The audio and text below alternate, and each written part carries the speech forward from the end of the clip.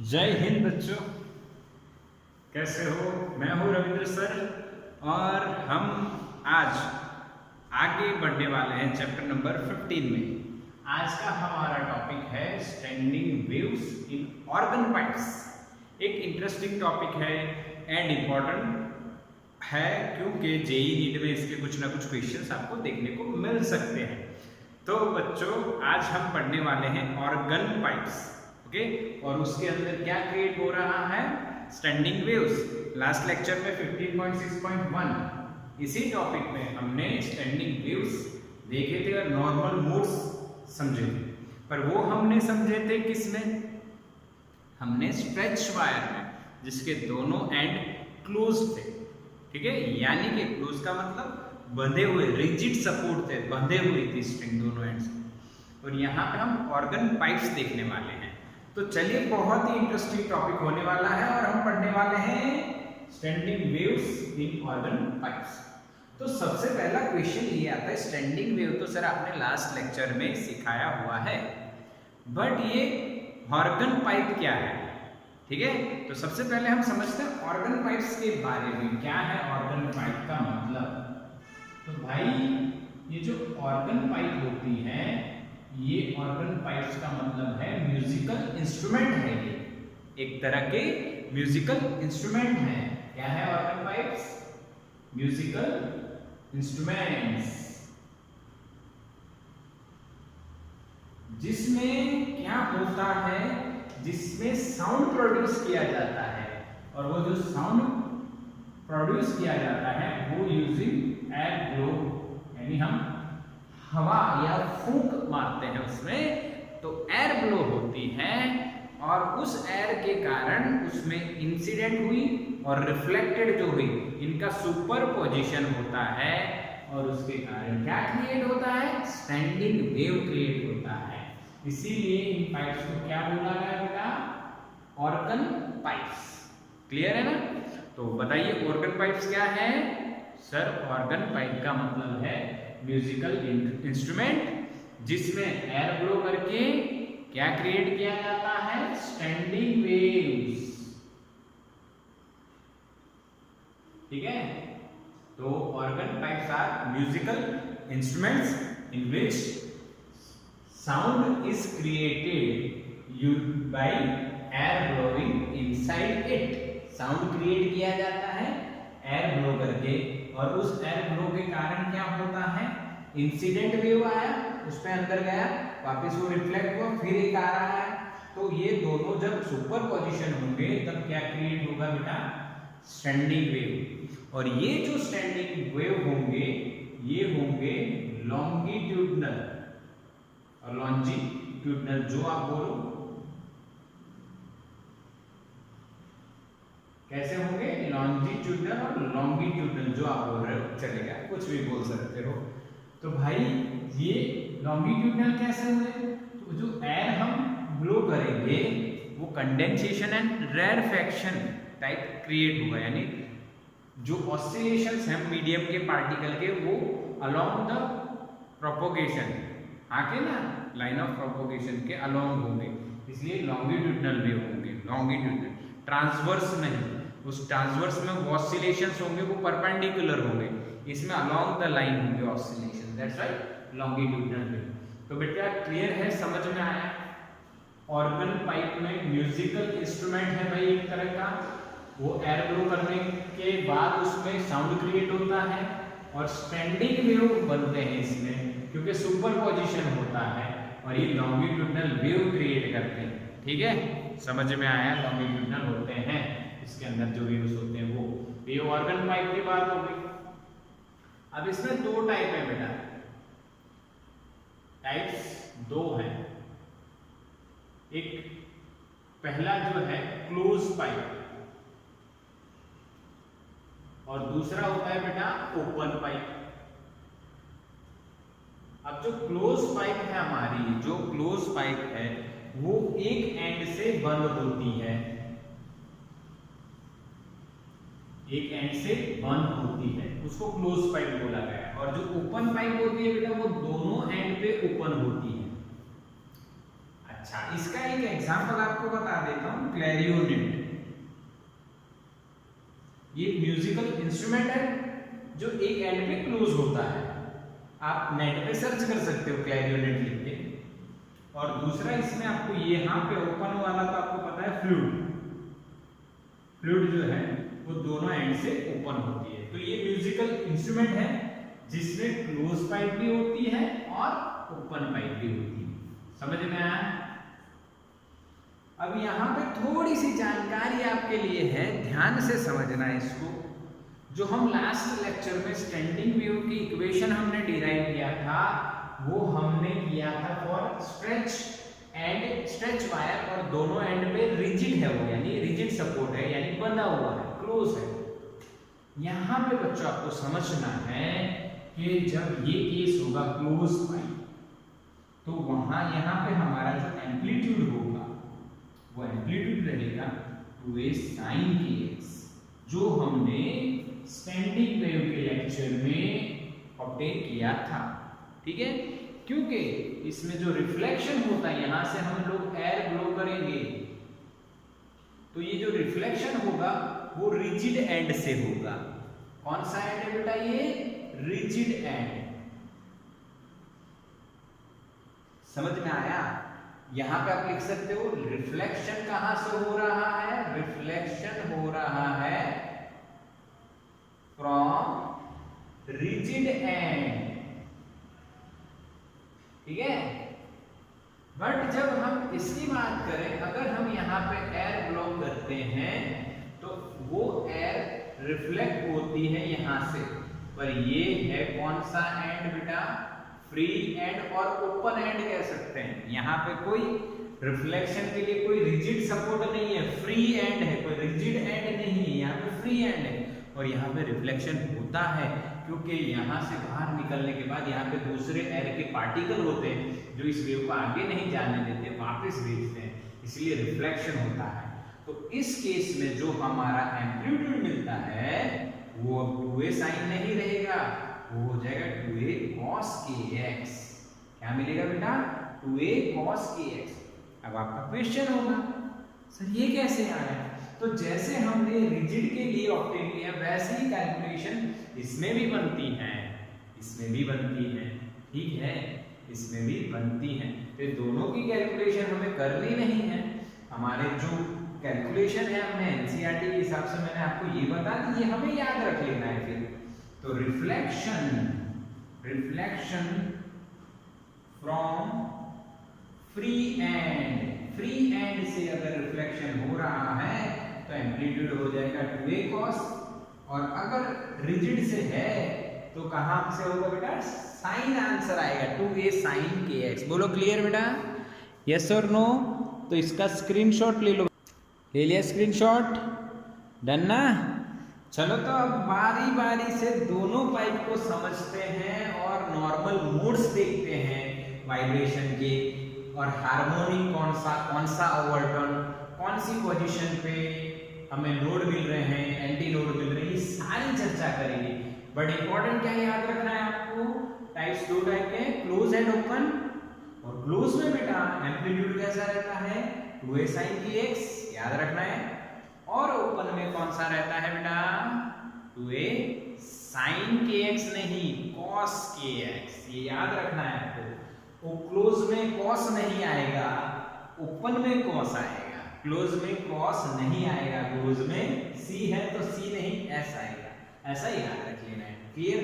तो हम स्टार्ट करते हैं, पहले हम क्लोज समझेंगे, बाद में हम बेटा ओपन पाइप समझेंगे। चलो तो स्टार्ट करते हैं close pipe.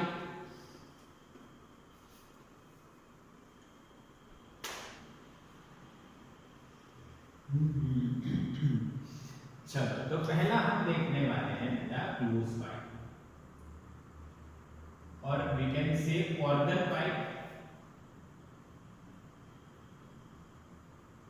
Closed at one and.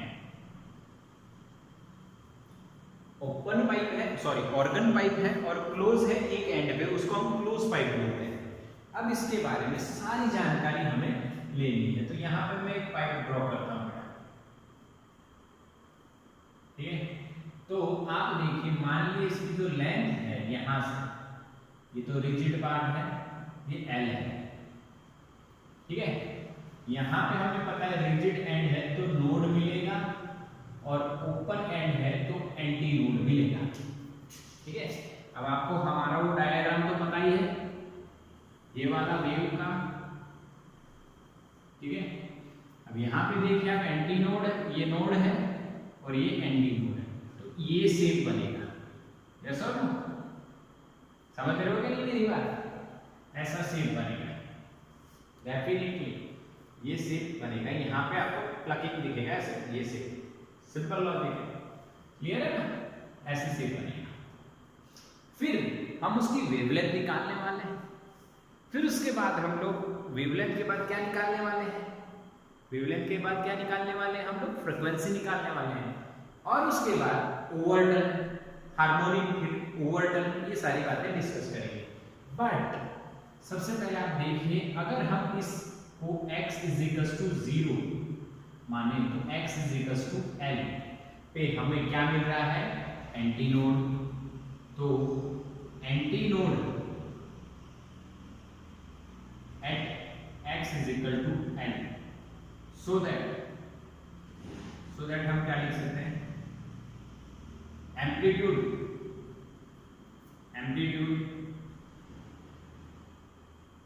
जो है वो मैक्सिमम हो जाएगा। मैक्सिमम हो जाएगा, एम्पलीट्यूड क्या है? 2a sin kx, और 2a sin kx कैसा लेना है हमें? मैक्सिमम। अब 2a sin kx मैक्सिमम होगा, इसलिए sin kx की वैल्यू बेटा क्या होनी चाहिए?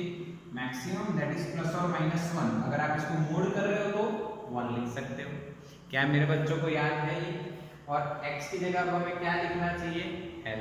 तो sin kl = ±1। अब sin kl ±1 कौन से एंगल पे होता है?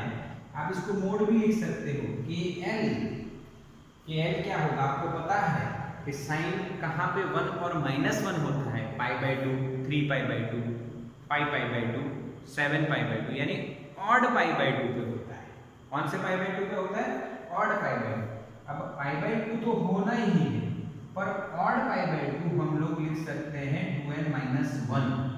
ऑड नंबर रिप्रेजेंट करता है जो n की वैल्यू 1, 2, 3 से स्टार्ट कर सकते हैं। ध्यान से देखना बच्चों, n की वैल्यू अगर आपने 1 रखी तो 1 रखते ही आपका 2 - 1 1π/2 यानी 1π/2 मिल गया। n की वैल्यू आपने 2 रखी तो 2 × 2 = 4, 4 - 1 3π/2। आपको पता ही है कि बेटा यहाँ पे π/2, फिर यहाँ पे 3π/2, फिर यहाँ पे 5π/2, यानी साइन जो है ऑड π/2 पे 1 और -1 होता है, इसलिए हमने यहाँ पे 2n-1 π/2 रखा हुआ है। n = 1, 2, 3। डन। अब देखिए k की जो वैल्यू है वो क्या है बेटा? 2π/λ है, 2π/λ है। L = 2n-1 × π/2। तो ये पाई कट हो गया, पाई कट हो गया बेटा। तो इस पाई को कट करने के बाद हमें इक्वेशन मिल जाएगा लेंथ का। क्या मिलेगा? लेंथ का इक्वेशन हमें क्या मिलेगा बेटा? देखो, L = 2n-1 लैम्डा ऊपर अपॉन ये 2 नीचे आएगा तो 2 × 2 क्या हो जाएगा? 4। तो ये हमें मिल गया लेंथ का equation in terms of wavelength. और बच्चों इसी से हम लोग वेवलेंथ का भी इक्वेशन बना लेंगे ना। अगर आपको लेंथ पता है, L पता है, तो हम लोग वेवलेंथ का इक्वेशन भी बना लेंगे। लैम्डा n = n क्यों लिख रहा हूं बेटा? n क्यों लिख रहा हूं? क्योंकि n के साथ लैम्डा वैरी हो जाएगी। तो यहाँ पे आपका आंसर आएगा 4l/2n-1, 4l/2n-1। और अब हम बात करते हैं फ्रीक्वेंसी की, जिस इक्वेशन को हमें ऑब्टेन ही करना था फाइनली। तो फ्रीक्वेंसी की बात है बेटा, तो फ्रीक्वेंसी होती है v वेलोसिटी अपॉन लैम्डा। इसको सॉल्व करेंगे लैम्बडा की वैल्यू रखेंगे, पर उल्टी रखनी है यहाँ पे, तो 2n-1 ऊपर आ जाएगा और 4l नीचे रहेगा, तो v/4l। अब इसको आप ध्यान से समझो, इसको आप ध्यान से समझो और याद रखो, फ्रीक्वेंसी का इक्वेशन क्या कहेगा, 2n-1 इंटू v/4l। थोड़ा सा लाइट का रिफ्लेक्शन है बट वो साइड पे निकल रहा है, यहाँ पे कोई दिक्कत नहीं है। ठीक है बच्चों, समझ में आया कैसे हमने ऑब्टेन किया फॉर क्लोज पाइप और organ pipe which is close eight one and. Clear है, पक्का? तो ये तीन इक्वेशन हमें मिलते हैं, लेंथ, वेवलेंथ एंड फ्रीक्वेंसी। तो आप सबसे जरूरी इक्वेशन आईएमपी इक्वेशन है ये फ्रीक्वेंसी का, जो v/2l बट ऑड नंबर्स से यानी 2n-1 से मल्टीप्लाई। पक्का? तो ये आपको याद रखने हैं और तरीका आपको मैंने समझा दिया फॉर क्लोज पाइप। अब हम क्या देखने वाले हैं, नॉर्मल मोड्स। क्या देखेंगे बच्चों, नॉर्मल मोड्स, और उसमें ये तीन इक्वेशन जरूरी हैं। ठीक है, यहाँ पे हम लोग पहले ड्रॉ कर देते हैं नॉर्मल मोड्स। तो पहला नॉर्मल मोड्स देख लेते हैं, नॉर्मल मोड्स ऑफ वाइब्रेशंस। तो पहले हम लोग पहला देखेंगे जिसमें हम लोग n की वैल्यू 1 रखेंगे, दूसरा देखेंगे जिसमें हम n की वैल्यू 2 रखेंगे, और तीसरा देखेंगे जिसमें हम n की वैल्यू 3 रखेंगे। क्लियर है? तो बच्चों तीनों में डायग्राम सेम रहेगा, लेंथ, वेवलेंथ और फ्रीक्वेंसी चेंज हो जाएगी। डायग्राम हम लोग आप स्केल रख के बना सकते हो, बढ़िया है। ठीक है, ये सेम लेंथ वाला यहाँ पे फिक्स। ठीक है, पहले एक कंप्लीट करते हैं फिर दूसरा देखते हैं।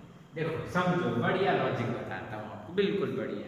वो अपना वो तरीका है ना, वो वाला वेव ड्रॉ कर दीजिए। ठीक है, यहाँ पे ऐसा, और ये आगे कंटिन्यू जाता रहेगा।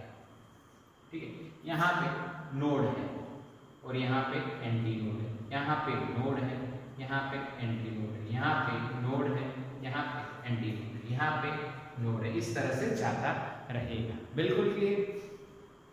अब इसमें से ये कैसे समझाते हैं, तो पहले के इसमें क्या होता, यहाँ पे नोड है और यहाँ पे एंटी नोड है। तब देखो सेम कैसा बनेगा, यहाँ पे नोड है, ये एंटी नोड, तो यहाँ तक जाना है, तो इसको पूरे को हटा देते हैं, ये सेम हमें मिल जाएगा।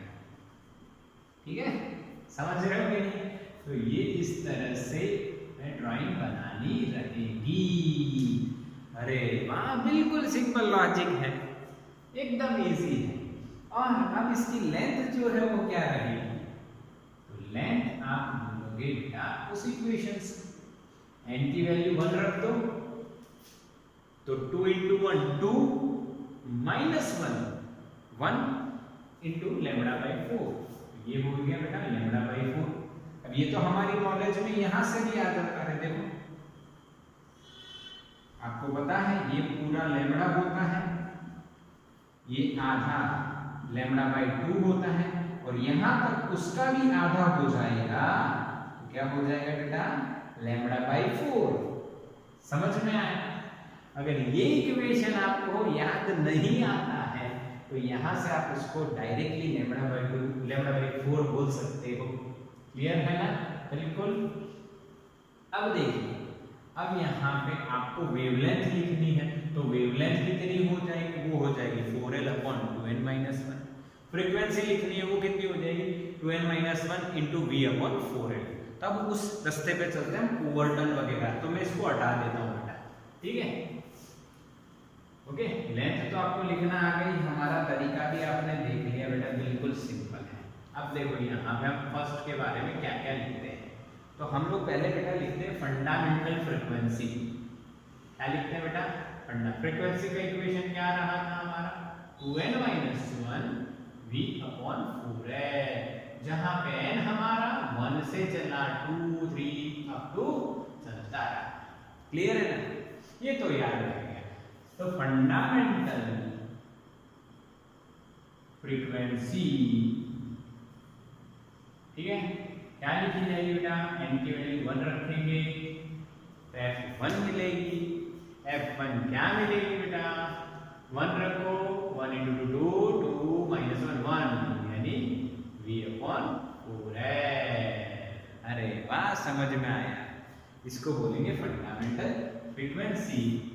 और ये है हमारा फर्स्ट हार्मोनिक। लास्ट लेक्चर में मैंने आपको बताया था कि हार्मोनिक क्या होता है। हार्मोनिक ये होता है भाई, जो फ्रीक्वेंसी जनरेट होती है इसके दौरान यहाँ पे एयर ब्लो करने के बाद या वाइब्रेशंस में वो फ्रीक्वेंसीज फिक्स होती हैं, कंटिन्यूस नहीं होती, फिक्स अलग अलग फ्रीक्वेंसी मिलती है, उनको हम हार्मोनिक्स बोलते हैं। तो ये वो फर्स्ट हार्मोनिक हुआ, ठीक है। फंडामेंटल फ्रीक्वेंसी किसे बोला गया है? जो मिनिमम फ्रीक्वेंसी है सारी फ्रीक्वेंसीज में। जैसे n की वैल्यू बढ़ती जाएगी तो फ्रीक्वेंसी बढ़ती जाएगी, पर जो मिनिमम वाली है, फर्स्ट वाली है, उसको बोलते हैं फंडामेंटल फ्रीक्वेंसी। Okay, clear?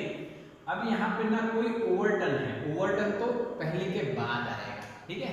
तो अब दूसरी बात कर लेते हैं। यहाँ पे दूसरी बात आप ये कर लो कि भाई n=2 अगर हम रखते हैं बेटा, n=2 अगर हम रखते हैं, यहाँ पे तो नोड है, बट लेंथ कितनी हो जाएगी ये पहले देखिए।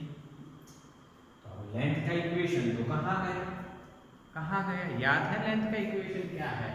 लेंथ का इक्वेशन है 2n-1 λ/4। हाँ यही था, यस यही था बेटा, याद रखना है, ठीक है। अब यहाँ पे ये याद न रखना हो तो भी आ जाएगा, चिंता नहीं करना। पर अभी ये यहाँ पे 2 रखते हैं हम लोग, तो 2 2 जा 4 4 - 1 3 λ/4। ओहो, तो अब यहाँ पे तो एंटी नोड होगा, ये फिक्स है, ये नोड है, ये एंटी नोड है, पर 3 λ/4 कैसे ड्रॉ होगा? तो अगेन वही अपना लॉजिक ध्यान से देखना, वेव वाली बात है। ये नोड, ये एंटी नोड, ये नोड और ये एंटी नोड, और यहाँ पे नोड, ये λ/4 यानी यहाँ पे जब आप पहुंचते हो तब होता है 3 λ/4। यानी इतना शेप बनने वाला है। तो बीच में एक एंटी नोड भी आएगा और एक नोड भी आएगा, ठीक है। समझ रहे हो मेरी बात? बीच में एक एंटी नोड और नोड आएगा। बनाइए डायग्राम। एंटी नोड पे मैक्सिमम, नोड पे 0, एंटी नोड पे मैक्सिमम, नोड पे 0, एंटी नोड पे मैक्सिमम। अरे वाह, क्या ट्रिक है। और ऐसे देखो तो ये इसको हटा दो, यही डायग्राम यहाँ रखा है। सिंपल ट्रिक है ना, सिंपल ट्रिक है। ये क्या ड्रॉ करता हूं मैं? ये वेव ड्रॉ करता हूं, और स्टैंडिंग वेव में उसका उल्टा भी ड्रॉ होता है, बस। अब यहाँ पे कौन सी फ्रीक्वेंसी मिलती है? यहाँ पे फ्रीक्वेंसी हो जाएगी, n की वैल्यू हमने क्या रखी है बेटा? 2। तो यहाँ पे जो फ्रीक्वेंसी मिलेगी, यहाँ पे 2 हटा देता हूँ, ध्यान से देखना है आप। n की वैल्यू मैंने 2 रखी है, पर यहाँ पे जो फ्रीक्वेंसी मिलती है थोड़ा सा घुमाएगी हमें। तो n की वैल्यू 2 2 2 4 4 - 1 1 4 - 1 3 V/4 है। यानी कि बच्चों 3 V/4 है, यानी F1। तो क्या मिला हमें? 3F1। अरे हाँ, अब क्या होगा यहाँ पे? हार्मोनिक। हार्मोनिक यानी क्या? जो जनरेट हो रही है फंडामेंटल फ्रीक्वेंसी, उसके इंटीग्रल मल्टीपल को हार्मोनिक बोलते हैं। यानी frequency which is integral multiple of fundamental is called nth harmonic और हार्मोनिक्स। ओके, तो यहाँ पे फर्स्ट क्यों है? तो F1 फंडामेंटल है, इसलिए उसके साथ कितना मल्टीप्लाई हो गया? 1। और यहाँ फंडामेंटल के साथ कितने मल्टीप्लाई हैं? 3। तो ये हो जाएगा थर्ड हार्मोनिक। समझ में आया? कौन सा हार्मोनिक? Third harmonic. और अब आपको बताना है ओवरटन। तो मैंने आपको बताया था ओवरटन का मतलब क्या है? जो फ्रीक्वेंसी फंडामेंटल के बाद जनरेट हो रही है उनको ओवरटन्स बोला जाता है। तो पहली फंडामेंटल होगी, इसके बाद वाली जो भी फ्रीक्वेंसी है उसको हम फर्स्ट ओवरटन बोलेंगे। समझ में आया बच्चों? फंडामेंटल के बाद वाली जो भी फ्रीक्वेंसी होगी उसको फर्स्ट ओवरटन बोला जाएगा, फर्स्ट सेकंड थर्ड ऐसे चलेगा। और हार्मोनिक किसे बोला जाएगा ये ध्यान रखना है आपको। फंडामेंटल फ्रीक्वेंसी के इंटीग्रल मल्टीपल जो होगा उसको उतना हार्मोनिक बोला जाएगा। यहाँ पे 3 मल्टीप्लाई है फंडामेंटल के साथ, इसलिए इसको थर्ड हार्मोनिक बोला गया है। क्लियर है ना? चलो अब बात करते हैं बेटा n = 3 लेते हैं, तब क्या होता है देखिए ध्यान से, बिल्कुल वही तरीका फॉलो करना है, कुछ भी नया नहीं करने वाले हैं। लेंथ कितनी होगी, यहाँ पे n की वैल्यू रखनी है 3, तो 3 2 जा 6, 6 - 1 5, यहाँ पे 5 λ/4। ओहो, यहाँ पे नोड फिक्स है, यहाँ पे एंटी नोड फिक्स है, पर बीच में बेटा 5 λ/4 जितनी आपको लेंथ कवर करनी है वेव की। अब वेव की लेंथ पे जाते हैं तो ये आपका लैम्बडा हो रहा है, आपको पता है, ठीक है। यहाँ पे node anti node, node anti node, node anti node और यहाँ पे नोड। अब देखिए 1 λ/4, 2 3 4 और 5, यानी कितना पार्ट कवर हो रहा है, ये हो गया आपका 5 λ/4। ओहो, तो बीच में क्या आ रहा है, anti node node anti node node. तो आपको बीच में अरेंज करने हैं, anti node node anti node node. Clear है? अब डायग्राम बना दो, देखो नोड पे 0, यहाँ पे मैक्सिमम, इस तरह से जाएगा ये अपना डायग्राम। फिर क्लोज लूप बन रही है, तो अपने बताइए। ओह वाह, बिल्कुल क्लियर, समझ में आ गया। ऐसे ऐसे बढ़ता जाएगा, यहाँ से हमको कंसेप्ट बताते जाएंगे, बिल्कुल सिंपल। तो समझ में आ गया बेटा ये कैसे ड्रॉ हो रही है। अच्छा, फ्रीक्वेंसी की बात कर लेते हैं। यहाँ पे फ्रीक्वेंसी कितनी, n की वैल्यू 3 रख ली, 3 2 जा 6, 6 - 1 5, तो यहाँ पे हुआ 5v/4l, 5v/4l तो फंडामेंटल है, तो उसको लिख देंगे f1, 5f1। समझ में आया? अब मुझे बताओ बच्चों, अब मुझे बताओ बेटा कि भाई ये कौन सा हार्मोनिक है। देखो फंडामेंटल फ्रीक्वेंसी के कितने मल्टीप्लाई में है, 5, तो ये हुआ 5th harmonic. And which Overton, fundamental के बाद ये पहला और ये दूसरा, यानी पहली फ्रीक्वेंसी ये है, दूसरी फ्रीक्वेंसी ये, तीसरी है। जो दूसरी फ्रीक्वेंसी है उसको फर्स्ट ओवरटन, तो तीसरी फ्रीक्वेंसी है उसको सेकंड ओवरटन। ये ध्यान रखना है आपको बेटा, ये बिल्कुल आपको ध्यान रखना है। समझ में आया? क्लियर? यस और नो बेटा? तो n की वैल्यू जिस तरह से वेरी हो रही है उस तरह से आपको हार्मोनिक और ओवरटन लिखना आ गया। क्लियर? बिल्कुल समझ में आया।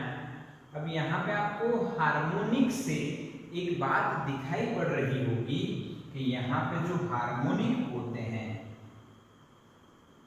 वो आपको ऑड मिलते हैं।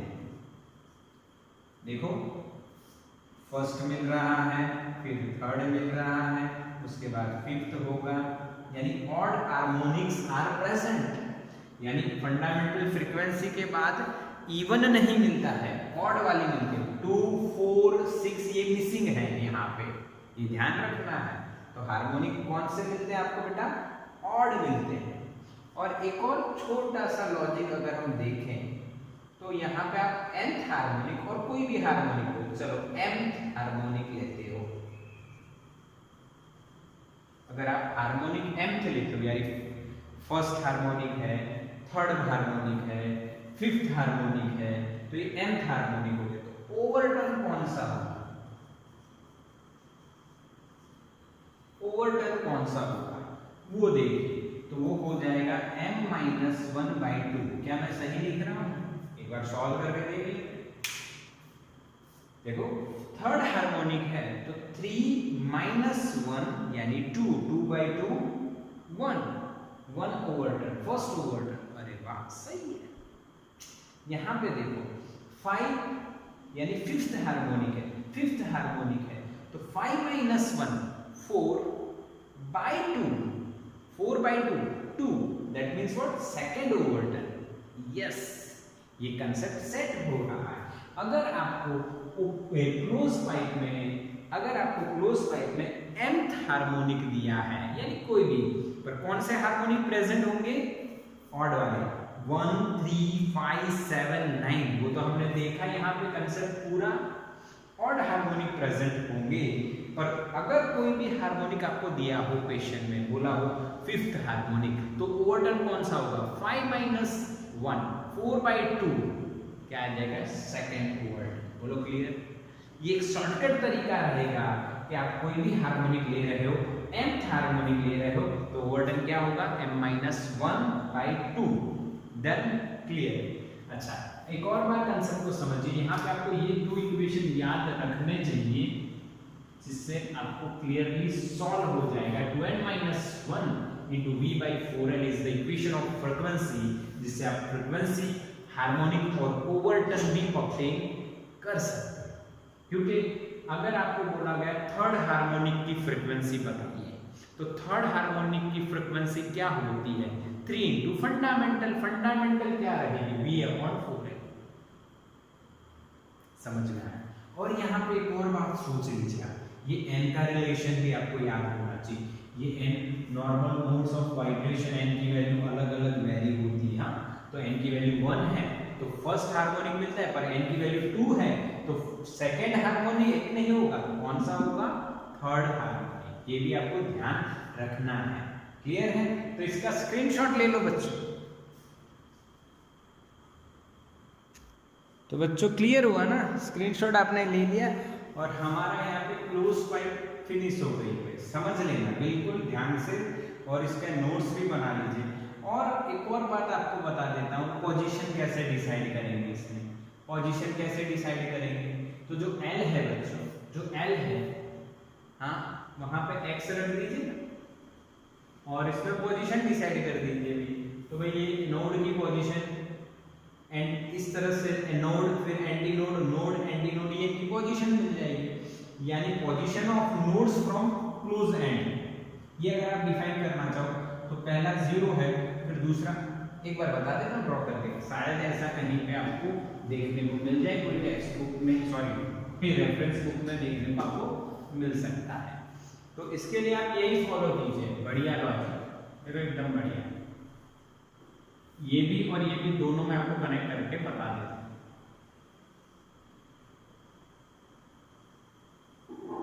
तो ये हमारा क्लोज एंड है, यहाँ पे नोड है x = 0, फिर एंटी नोड, फिर नोड, फिर एंटी नोड, फिर नोड, फिर एंटी नोड, फिर नोड, एंटी नोड, नोड। ये तो क्लियर है ना? Maximum amplitude anti node, 0 amplitude node. अब मैं यहाँ पे क्या लिख रहा हूँ? देखो एक इंपॉर्टेंट पॉइंट जैसा बना देते हैं। Positions of nodes from close and x equal. तो पहले वाले की तो खुद की 0 है भाई, ये तो पता चल गया। इसकी पोजीशन कहाँ है? इससे आप देखिए बेटा क्या मिल रहा है आपको? ये पूरा λ/2, यस और नो? समझ में आया? ये पूरा λ/2 हुआ ना आधा, ये λ/4, ये λ/4, तो λ/2 हो गया नोड की पोजीशन। तो ये आपको समझ में आ गया।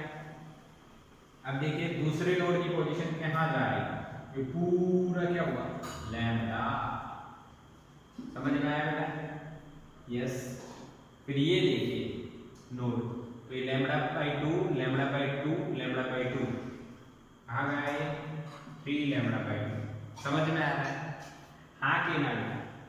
यस और नो बोलो, क्लियर हुआ कि नहीं? बिल्कुल। अच्छा, अब हम बात करते हैं second, positions of anti nodes. क्या मेरे लॉजिक समझ में आ रहा है? From closed end x is, अब यहां से देखोगे तो पहला एंटी नोड यहां पे मिल रहा है, तो ये डिस्टेंस तो आपको पता है λ/4। Very good. देखो अब दूसरा एंटी नोड यहां पे मिल रहा है, तो λ/4 λ/4 λ/4 3 λ/4। क्लियर? तीसरा यहां पे मिल रहा है 1 2 3 4 5 λ/4। इस तरह से कंटिन्यू होता रहेगा।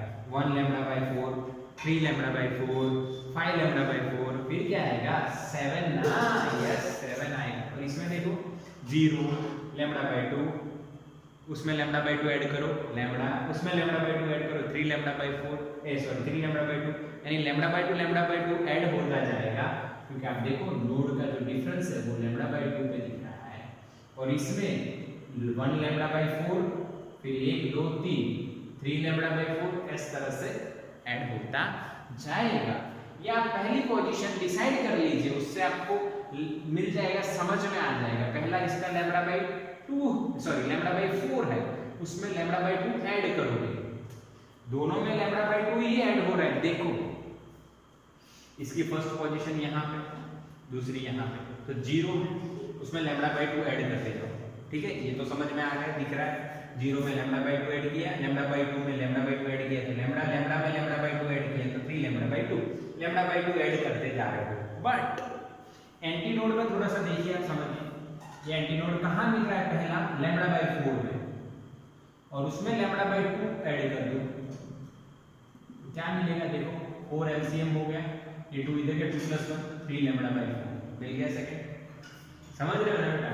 और उसमें फिर λ/2 ऐड कर दो, तो फिर LCM 4, यहाँ पे 2 + 3 5 λ/4 मिल गया। यानी दोनों में λ/2 ही ऐड होते जा रहे हैं। इसका रीजन क्या है सर? इसका रीजन क्या है बताइए तो सही। तो दो नोड के बीच का डिस्टेंस भी λ/2 होता है, दो एंटी नोड का बीच का डिस्टेंस λ/2 ही होता है। पर एंटी नोड स्टार्ट कहाँ से हो रहा है? λ/4, फिर दूसरा एंटी नोड कितने में आएगा? λ/4 + λ/2, ऐड तो λ/2 ही हो रहा है। बोलो क्लियर? बिल्कुल कंसेप्ट क्लियर हो गया ये भी आपको? बिल्कुल, इसका भी आप स्क्रीनशॉट ले लीजिए बच्चों, स्क्रीनशॉट ले लीजिए। चलो जल्दी से ले लीजिए भाई, आगे चलते हैं, फिर बात करते हैं। और किसकी बात करेंगे हम लोग? अब बात करेंगे बेटा open pipe, organ pipe open at both ends, open at both ends, दोनों एंड पे ओपन। ये तो समझ में आ गया बिल्कुल। फिर लास्ट में थोड़ा सा शॉर्टकट भी देख लेंगे, दोनों के इक्वेशंस कैसे होते हैं। ठीक है, सेकंड ओपन पाइप, यानी कि मतलब क्या हुआ? ये एक ऑर्गन पाइप ही है, ओपन एट बोथ एंड्स, दोनों एंड पे ओपन है, इसीलिए इसको ओपन ऑर्गन पाइप बोला जाता है। और क्लोज ऑर्गन पाइप का मतलब दोनों एंड से क्लोज नहीं है, दोनों एंड से क्लोज नहीं, सिर्फ एक एंड से। अगर दोनों से क्लोज है तो एयर ब्लो कहां से करोगे? तो एक एंड से क्लोज और एक से ओपन, उसको क्लोज पाइप। और ओपन पाइप किसे बोला जाएगा? दोनों एंड से ओपन हो। चलिए अब इसकी भी इक्वेशन डिराइव कर लेते हैं। तो पहले इक्वेशन डिराइव करेंगे, फिर वही procedure, harmonic overturn, same concept चलेगा। चलो, तो यहाँ पे भी आपको पता है एंटी नोड मिलेगा और यहाँ पे भी एंटी नोड, तो x = 0 पे भी एंटी नोड मिल रहा है और x = L पे भी एंटी नोड मिल रहा है। अब देखिए यहाँ पे आपको समझना है कि इक्वेशन कैसे आएगा। तो इस केस का एम्पलीट्यूड क्या है बताइए? जब रिफ्लेक्शन हो रहा है यहाँ पे, अगर आप यहाँ से एयर ब्लो करोगे तो रिफ्लेक्शन यहीं से होगा, और रिफ्लेक्शन हो रहा है ओपन एंड से, तो यहाँ पे जो हमारा एम्पलीट्यूड आएगा, एम्पलीट्यूड आएगा 2a sin, नहीं क्या आएगा बेटा? समझ में आया? cos kx 2a cos kx आएगा।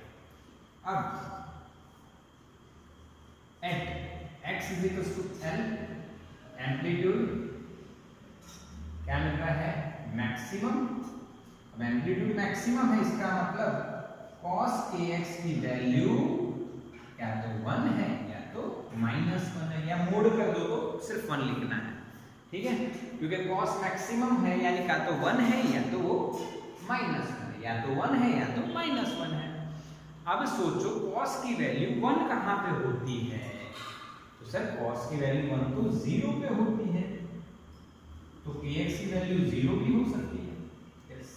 फिर cos की वैल्यू पाई पे -1 भी होती है, फिर cos की वैल्यू 2 पाई पे 1 होती है। तो इस तरह से आप देखते जाओ तो n पाई क्या मिलेगा बेटा आपको? n पाई। क्लियर है कि नहीं? तो यहाँ पे हम लिखेंगे n पाई। बोलो समझ में आया कि नहीं बच्चों? क्लियर है कि नहीं? तो बच्चों क्लियर है ना? बिल्कुल यस। तो kx इज इक्वल टू क्या लिखा जाएगा? n पाई। तो x की जगह हम क्या रखेंगे बेटा? अरे x की जगह हमें क्या रखना है? l और t की जगह 2 pi by lambda into l is equal to n pi. और n की वैल्यू कहाँ से स्टार्ट करनी है हमें? 1 से। कहाँ से स्टार्ट करनी है? 1 से। फर्स्ट, सेकंड, थर्ड, इस तरह से एक एंटी नोड से इस एंड से दूसरा एंटी नोड, दूसरा नोड जो भी मिल रहा है, बट हमें यहाँ पे लेंथ l ली है और n पाई है और n की वैल्यू 1 2 3 4 इस तरह से चल रही है। तो अब हमें मिल जाएगा बच्चों लेंथ का इक्वेशन। लेंथ का इक्वेशन क्या होगा? देखो पाई पाई कट हो जाएगा ना, तो क्या मिलेगा? n lambda by 2। क्या मिला बेटा? n lambda by 2। लेंथ का इक्वेशन क्या मिल रहा है यहाँ पे? n lambda by 2। अरे वाह, लेंथ का इक्वेशन मिला n लैम्डा बाई 2। तो लैम्डा क्या होगा? वेवलेंथ क्या होगी? Sorry, wavelength lambda. Lambda n is equal to 12 by n। हो वहां पे क्या मिल रहा था? 4l by 2n minus 1। यहाँ पे क्या हो गया है? 12 बाई n, इक्वेशन नंबर 2। और लास्ट हमारा इक्वेशन है फ्रीक्वेंसी का इक्वेशन। फ्रीक्वेंसी का इक्वेशन होगा Fn is equal to v upon lambda n। आता है ना? फ्रीक्वेंसी क्या होता है बेटा? Speed upon lambda. तो लैम्डा को उल्टा करेंगे तो यहाँ पे हमें आंसर मिलेगा nv अपॉन 12। जो आपको जरूर से याद रखना है, nv लैम्डा की जगह ये रखा, 12 नीचे n ऊपर गया, nv अपॉन 12। क्लियर है? तो ये इक्वेशन हमने डिराइव किए किसके बेटा? किसके? ओपन पाइप के, जो दोनों एंड से ओपन है, जिसमें एम्पलीट्यूड लेना है कितना? 2a cos kx, और इस तरह से आपको सॉल्व करके बताना है। तो इसका स्क्रीनशॉट ले लीजिए बेटा जल्दी से। तो अब हम आगे इसके नॉर्मल मोड्स ऑफ वाइब्रेशन देख लेते हैं। स्टार्ट करते हैं, नॉर्मल मोड्स देख लेते हैं। नॉर्मल मोड्स ऑफ वाइब्रेशन, ठीक है? तो पहले में हम n की वैल्यू 1 रखेंगे, ठीक है? वही जो कर रहे हैं अभी, वो अभी किया था वही कर रहे हैं, और कुछ नया नहीं। ये लेंथ हो जाएगी बेटा, लेंथ हो जाएगी कितनी? तो देखो n की वैल्यू 1 रखोगे तो लेंथ हो जाएगी लैम्डा बाई 2। यही चीज हमें अपने उस कंसेप्ट से मिलने वाली है जो हमने अभी तक देखा है, वेव वाला पिक्चर, ठीक है? यहाँ पे नोड है, यहाँ पे एंटी नोड है, यहाँ पे नोड, ये anti node, node, anti node, ऐसे चलता है। बट इसके लिए हमें स्टार्ट कहाँ से करना है? एंटी नोड से। इसके लिए हमें स्टार्ट कहाँ से करना है? एंटी नोड से। और एक एंटी नोड से दूसरे एंटी नोड में जा रहे हो तो आप देखिए शेप कैसा बन रहा है, समझ में आ रहा है? शेप एक्स जैसा बन रहा है। तो बीच में सिर्फ एक नोड है और ओपन पे तो एंटी नोड ही होता है, ये हमें पता है। अब शेप बना दीजिए, क्लियर। एंटी नोड पे मैक्सिमम, नोड पे जीरो, इस तरह का शेप आपको मिलने वाला है, ठीक है। डीएनए टाइप बायोलॉजी में कहीं पे आप देख तो कुछ पता नहीं है, बट हम बता सकते हैं कि ऐसा शेप आपको मिल रहा है। क्यों मिल रहा है समझ में आया? क्योंकि लेंथ इसकी क्या है, एंटी नोड से एंटी नोड और लैम्बडा बाई 2, तो ये जो लेंथ है बेटा ये लैम्बडा बाई 2 हो गई ना, दो एंटी नोड के बीच का डिस्टेंस, तो शेप बीच में एक नोड आना है, डन, क्लियर। अच्छा अब इसमें बताइए फ्रीक्वेंसी क्या होगी, तो सर फ्रीक्वेंसी फंडामेंटल हो जाएगी, frequency f is equal to क्या मिलेगा बेटा, इसको फंडामेंटल बोलते हैं, f1 या f0 आप रख सकते हो।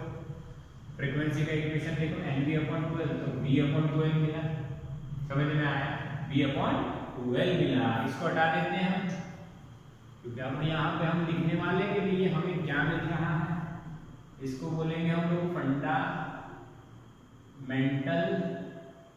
फ्रीक्वेंसी, और इसको हम फर्स्ट हार्मोनिक भी बोलते हैं, क्योंकि फंडामेंटल के साथ कितना मल्टीप्लाई है 1, और ओवरटर्न नहीं बोलेंगे क्योंकि इसके बाद वाली फ्रीक्वेंसी को ओवरटर्न बोलना है, ये भी आपको पता है। चलो क्लियर। सेकेंड मोड में जाते हैं, n = 2 रखते हैं बेटा, n = 2, यहाँ पे एंटी नोड और यहाँ पे एंटी नोड, और लेंथ कितनी मिलेगी, तो लेंथ का इक्वेशन क्या था बेटा, लेंथ का इक्वेशन क्या था, n λ/2, और फ्रीक्वेंसी का इक्वेशन क्या है, NV/2l। तो लेंथ के इक्वेशन में आप n की वैल्यू 2 रखिए तो आपको ये मिलेगा लैम्बडा। अरे वाह, तो एक एंटी नोड से आप चल रहे हो, दूसरा एंटी नोड आपको मिलना है, ये रहा, बट अब हमें लैम्बडा तक जाना है, इसका मतलब यहां तक आपका शेप जाएगा, क्लियर है, इस तरह से बनेगा। अब देखिए इसमें एक नोड यहाँ पे, एक एंटी नोड यहाँ पे और एक नोड यहाँ पे, तो दो नोड है और एक एंटी नोड है, यहाँ पे दो नोड है और एक बीच में एंटी नोड है। अब इसका ड्राइंग बना दीजिए, सिंपल वेव बना दीजिए इस तरह से, हो गया सर। इस तरीके से सिंपल आप समझ सकते हैं, लेकिन बिल्कुल अब यानी एक एंटी नोड से दूसरा एंटी नोड तक पहुंच रहे थे पहले केस में, दूसरे केस में एक एंटी नोड से एक एंटी नोड, फिर उसके बाद वाला एंटी नोड, तो ये शेप बनने वाला, बीच में दो नोड्स आने वाले हैं, सिंपल, क्लियर है। तो यहाँ पे जो फ्रीक्वेंसी अब हमें मिलेगी वो फ्रीक्वेंसी कितनी होगी, n की वैल्यू 2 रखिए, तो 2 × V/2l, और V2 कट नहीं करना है क्योंकि ये तो फंडामेंटल है, फंडामेंटल यहाँ पे 2 × क्या हो जाएगा f1। ये कौन सा हार्मोनिक हुआ बच्चों बताइए, सेकंड, हाँ सेकंड हार्मोनिक मिल गया, अरे वाह, सेकंड हार्मोनिक हो गया। और ओवरटर्न कौन सा हो गया, फंडामेंटल के बाद वाला, तो ये कौन सा ओवरटर्न हुआ, फर्स्ट ओटी ओवरटर्न, क्लियर है। अब तो बिल्कुल सिंपल हो गया, तीसरा वही केस लेना, n = 3 कर दीजिए, बिल्कुल यहाँ पे एंटी नोड मिलेगा, यहाँ पे भी एंटी नोड मिलेगा, लेंथ कितनी हो जाएगी देखिए, लेंथ का इक्वेशन n λ/2, तो n की वैल्यू 3 रखेंगे तो 3 λ/2। अब देखिए 3 λ/2 पे चलना है, यहाँ से ये λ/2, ये λ/2 और यहाँ तक आना है, तो शेप हमारा यहाँ, अब इसको हटा देता हूँ, यहाँ तक हमें जाना है, समझ रहे हो। तो यहाँ से चले तो ये देखो λ/2 λ/2 λ/2, 3 λ/2 हो गया बेटा, यस क्लियर ना। अब इसको बताइए, ड्राइंग देखिए, 1 2 3 नोड, 1 2 और 3 नोड, और यहाँ पे एक एंटी नोड आएगा बीच में, थोड़ा सा इधर ले लेते हैं, diagonal anti node, clear. Drawing बनाइए, बिल्कुल सिंपल, नोड पे 0, एंटी नोड पे मैक्सिमम, थोड़ा सा ध्यान से बनाना है, क्लियर, नोड पे 0, एंटी नोड पे मैक्सिमम, समझ में आ रहा है शेप कैसे बन रहा है बेटा।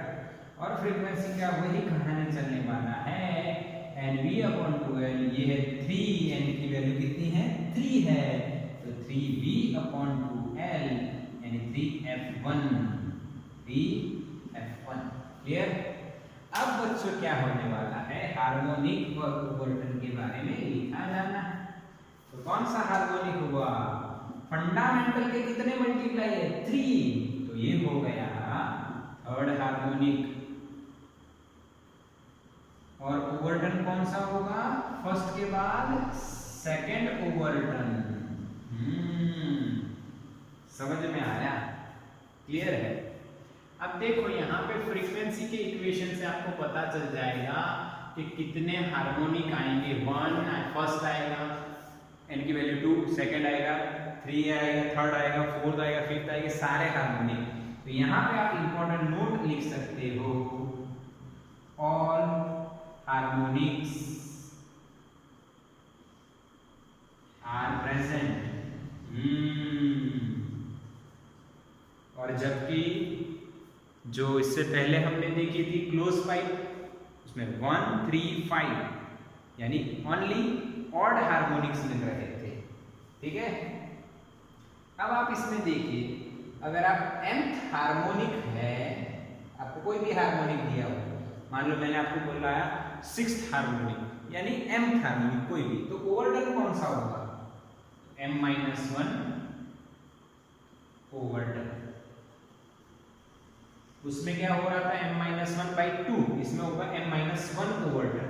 देखो थर्ड हार्मोनिक है तो m-1 ओवरटन कर दो तो सेकंड आ गया। सेकंड हार्मोनिक है तो 2-1 करो तो 1 ओवरटन हो गया, यानी सेकंड हार्मोनिक पे फर्स्ट ओवरटन, थर्ड हार्मोनिक पे सेकंड ओवरटन।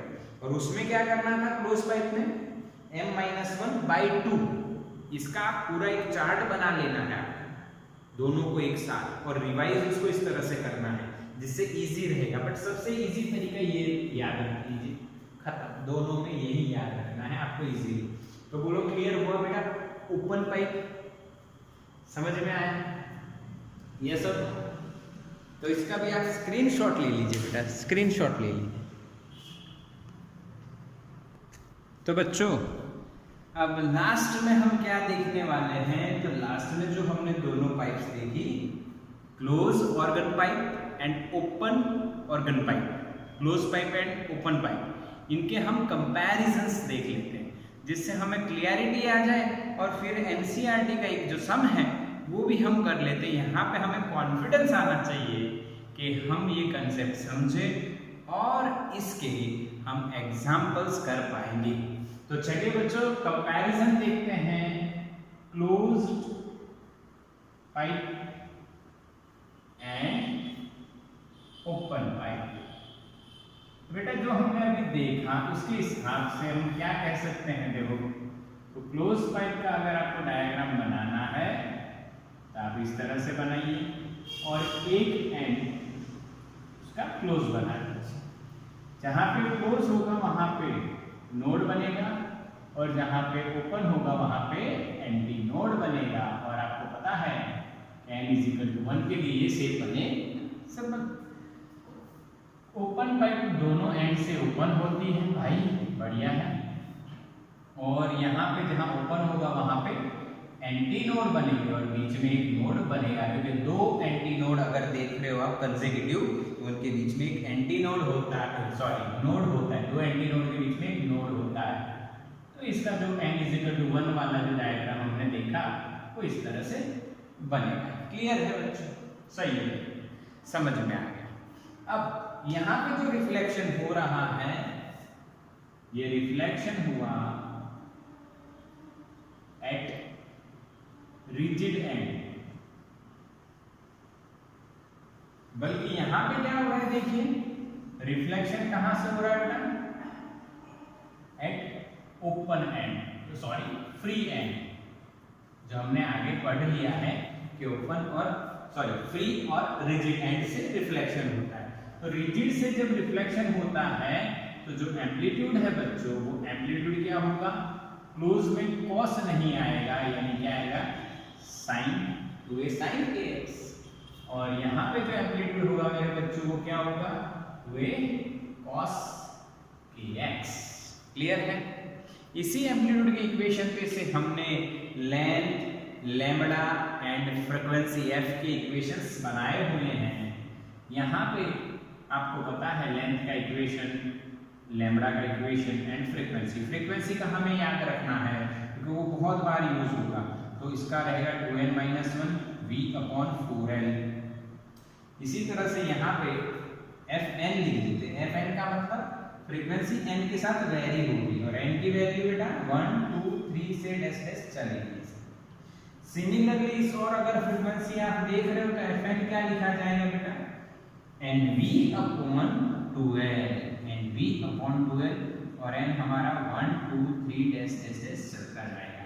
ये इंपॉर्टेंट इक्वेशन है, ठीक है? तो इसको आप याद रखने वाले हो और ये जरूर से यूज हो रहे हैं। n यहाँ पे 2n - 1, v/4l यहाँ पे v/2l। ठीक है, चलो बढ़िया, चलो बढ़िया। अब देखिए, अब हम क्या करने वाले हैं, इस पे से हम लोग लैम्बडा बना देंगे। कैसे? तो भाई लैम्बडा इज इक्वल टू क्या लिखोगे, v/फ्रीक्वेंसी। v/फ्रीक्वेंसी को आप देखोगे ये हो जाएगा 4l/2n - 1, क्योंकि v/फ्रीक्वेंसी लाओगे तो 4l ऊपर और 2n - 1 नीचे चला जाएगा। और लैम्बडा की इक्वेशन से आप क्या बना दोगे, l का इक्वेशन वो हो जाएगा 2n - 1 इंटू λ/4। यस, और n की वैल्यू तो तीनों में वही इक्वेशन आप वही वैल्यू आपको रखनी है, 1 से 2 3 4 ऐसे चलेगी। अब इस पे से इसकी लेंथ आप बता सकते हो, n = 1 रखिए, 2 - 1 1, यानी यहाँ पे बेटा आप क्या लिखोगे, λ/4। याद आया ना, अभी थोड़ी देर पहले हमने समझा था। सिमिलरली यहाँ पे वही बात हम करने वाले हैं, लैम्बडा n लिखेंगे बेटा। n क्यों लिख रहे हैं, लैम्बडा n के साथ वेरी हो रहा है। अब लैम्बडा यानी क्या, v/f, तो क्या आंसर मिलेगा इधर, 2l/n। क्लियर? v/f करोगे तो 2l/n, ये लैम्बडा हो गया। लेंथ निकालनी है तो n λ/2 यहाँ पे हमें मिलेगी लेंथ। तो ये अगर आप अब लेंथ लिखना चाहो बेटा n = 1 के लिए तो क्या लिखी जाएगी लेंथ, λ/2। बोलो क्लियर हुआ? ये जो डिफरेंस हमने समझा यहाँ पे, close pipe and open pipe. अब दूसरी बात यहाँ, only odd harmonics are present. समझ में आया? ऑड का मतलब 1 3 5, यानी f1 3f1 5f1 ये वाले प्रेजेंट है। ठीक है, f1 यानी फंडामेंटल फ्रीक्वेंसी, n की वैल्यू 1 रखते जो फ्रीक्वेंसी मिलती है उसको हम फंडामेंटल फ्रीक्वेंसी बोलते हैं। और यहाँ पे आपको ऑल हार्मोनिक्स आर प्रेजेंट, यानी कि आपको यहाँ पे f1 भी मिलेगी, 2f1 भी मिलेगी, 3f1 भी मिलेगी, 4f1 भी मिलेगी। f1 क्या है, फंडामेंटल फ्रीक्वेंसी, n की वैल्यू 1 रखेंगे, मिनिमम वैल्यू ऑफ फ्रीक्वेंसी जो मिलेगी उसको फंडामेंटल बोलेंगे। और इस तरह से ये हमें ऑल हार्मोनिक्स उसमें मिलते हैं। इसमें सिर्फ कौन से मिलने वाले बेटा, ऑड हार्मोनिक्स। तो ये हो गया आपका clear comparison between close organ pipe and open organ pipe. इसका स्क्रीनशॉट ले लो और एनसीईआरटी में हमें जो एक एग्जाम्पल दिया हुआ है वह हम सॉल्व करने वाले हैं। तो चलिए आइए सॉल्व करते हैं एनसीईआरटी का एग्जाम्पल, और एग्जाम्पल का नंबर है 15.5। 15.5। अब 15.5 जो एग्जाम्पल है उसमें हमें क्या दिया है, देखो बच्चों अच्छे से एनसीईआरटी लेके बैठिए और मैं यहाँ पे समझाने तो वाला ही हूँ आपको। अ pipe 30 centimetre long is open at both ends. Which harmonic mode of the pipe resonates a 1.1 kilohertz source. ये रेजोनेंस क्या है ये हम 14th चैप्टर में पढ़ गए हैं भाई। वीडियो भी आपको अवेलेबल रहेगा ऑनलाइन यूट्यूब पे। रेजोनेंस का मतलब क्या है? जब frequency of oscillation natural frequency के बराबर हो जाती है तब ऑसिलेशन का जो एम्पलीट्यूड है वो मैक्सिमम हो जाता है। तो यहाँ पे हमें क्या होगा, जब साउंड वेव क्रिएट होगा पाइप्स में तो सुनाई देगा, और जब मैक्सिमम वैल्यू सुनाई देगी तब इसका मतलब क्या हुआ? रेजोनेंस। ओके, तो क्वेश्चन ये पूछा गया है कि हमें एक पाइप दी है जो दोनों एंड से ओपन है। एग्जाम्पल नंबर 15.5, दोनों एंड से ओपन है और उसकी जो लेंथ है हमें दी गई है 30 सेंटीमीटर यानी 0.3 centimetre. Okay, which harmonic mode of the pipe resonates at resonates 1.1 kilo hertz. इसका मतलब 1100 हर्ट्ज। किलो का मतलब क्या होगा बेटा? 1000 मल्टीप्लाई करेंगे तो हमें 1100 हर्ट्ज मिलेगा। यानी कौन से मोड, यानी नॉर्मल मोड्स देखा था ना, n = 1, n = 2, n = 3, first harmonic, second harmonic, third harmonic, कौन से मोड पे हमें यहाँ पे रेजोनेंस देखने को मिलेगा, इस फ्रीक्वेंसी पे कौन सा मोड होगा, तो वो देखते हैं। ये समझते हैं किस तरह से ये क्वेश्चन सॉल्व होगा। देखिए सॉल्यूशन बिल्कुल सिंपल है। तो ओपन पाइप है बच्चों, ओपन पाइप का फ्रीक्वेंसी का इक्वेशन, ओपन पाइप का क्या होता है? फॉर ओपन पाइप आपको भी पता है, मुझे भी पता है, frequency Fn = Nv/2n। Yes, Nv/2n, बिल्कुल क्लियर है। अच्छा, अब इसके n as it is v की वैल्यू दी है अंदर क्वेश्चन में, लास्ट में 330, speed of sound in air 330 metre per second. 330 metre per second. नीचे ट्वाइस ऑफ लेंथ, लेंथ कितना है बेटा? 30 सेंटी, सेंटी का मतलब 10⁻² मीटर। समझ में आया? बिल्कुल। अब इसको आप सॉल्व कर सकते हो, n × 550 आपको मिलने वाले हैं, ठीक है। और अब इसमें फॉर फंडामेंटल फ्रीक्वेंसी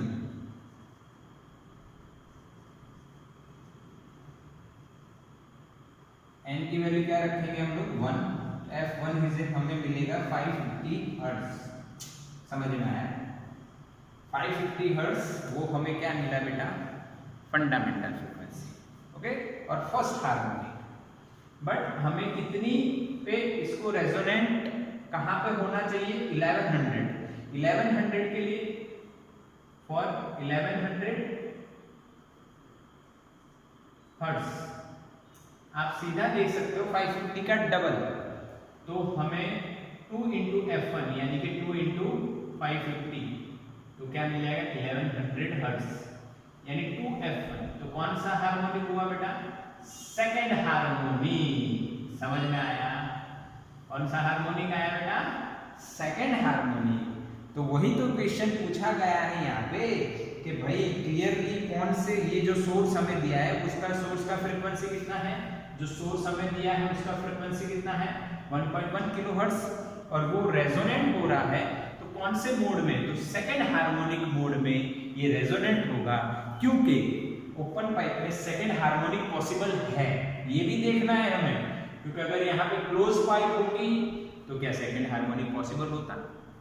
नहीं, ठीक है। पर उसका फ्रीक्वेंसी का भी इक्वेशन अलग होगा क्लोज पाइप का। देखिए आगे वही आने वाला है। पर ये समझ में आया कि नहीं? सबसे पहले क्वेश्चन क्या है, फिर से एक बार, लेंथ दी है 30 सेंटीमीटर और स्पीड ऑफ साउंड हमें दिया है 330 मीटर पर सेकंड, और हमें पूछा है एक सोर्स है जिसकी फ्रीक्वेंसी ये है, क्या इस पे रेजोनेंस पॉसिबल है इस पाइप के अंदर? तो रेजोनेंस पॉसिबल का मतलब कब होगा कि उसमें हार्मोनिक इस फ्रीक्वेंसी से मैच कर रहा है कि नहीं। उसके लिए आपको फ्रीक्वेंसी निकालनी पड़ेगी ओपन पाइप की। तो Nv/2n इक्वेशन, फ्रीक्वेंसी क्या निकली? 550 × n। अब n की वैल्यू कितनी होगी तो ये फ्रीक्वेंसी अचीव हो जाएगी? तो n की वैल्यू 2 होगी। तो n की वैल्यू 2 यानी n की वैल्यू क्या हुई? 2 हुई। तो कौन सा harmonic? Second harmonic. Open pipe में सेकंड हार्मोनिक पॉसिबल है, यानी कि यहाँ पे आपको रेजोनेंस मिलेगा सेकंड हार्मोनिक। तो ये आंसर आपका रहेगा। क्लियर? ओके, नेक्स्ट हम देखें, आगे क्वेश्चन देखें तो क्या पूछा गया है, will resonance with the same source B observed if one end of the pipe is closed. अच्छा, यानी बी पार्ट में ये ए पार्ट हो गया, बी पार्ट में क्या पूछा है बेटा, दिख तो रहा है ना, यस क्लियर है। बी पार्ट में हमें क्या पूछा है बेटा, देखो ध्यान से, बी पार्ट में हमें ये पूछा है कि अगर ये पाइप एक एंड से, चलो देखते, ये पाइप एक एंड से अगर क्लोज कर दी जाए, क्लोज कर दी जाए, एक एंड से क्लोज कर दी जाए, तो क्या सेम सोर्स 1100 हर्ट्ज का सेम सोर्स अगर हम यूज करते हैं बेटा, तो क्या हमें रेजोनेंस देखने को मिलेगा। तो हम यहाँ पे निकालेंगे फ्रीक्वेंसी फॉर क्लोज पाइप, क्या लिखेंगे बेटा, Fn is equal to 2n minus 1 V upon 12 नहीं, यहाँ पे आएगा 4L। ओके, अब यहाँ पे आप इसकी फंडामेंटल फ्रीक्वेंसी निकाल लीजिए। For fundamental frequency n is equal to 1, n की वैल्यू 1 रखेंगे तो हमें फंडामेंटल 1 क्या मिलेगा, 1 इंटू 2, 2 माइनस 1 1, v की वैल्यू है 330, 4 लेंथ कितनी है बेटा 30 इंटू 10⁻², क्योंकि 30 सेंटीमीटर है।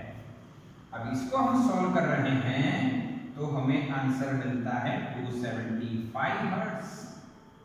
ओके, 275 हर्ट्ज, ठीक है। इसकी फंडामेंटल क्या मिली बेटा, 275 हर्ट्ज। अच्छा, अब 275 हर्ट्ज फ्रीक्वेंसी को कितनी बार मल्टीप्लाई करेंगे, 1 2 3 इस तरह से, कितने से मल्टीप्लाई करेंगे तो 1100 हो जाएगा। तो आप इस तरह से भी निकाल सकते हो, 1100 अपॉन 275, तो आपको मिल जाएगा। देखो तो जैसे सीधा भी हिसाब लगता है ना, 275 का डबल क्या होता है,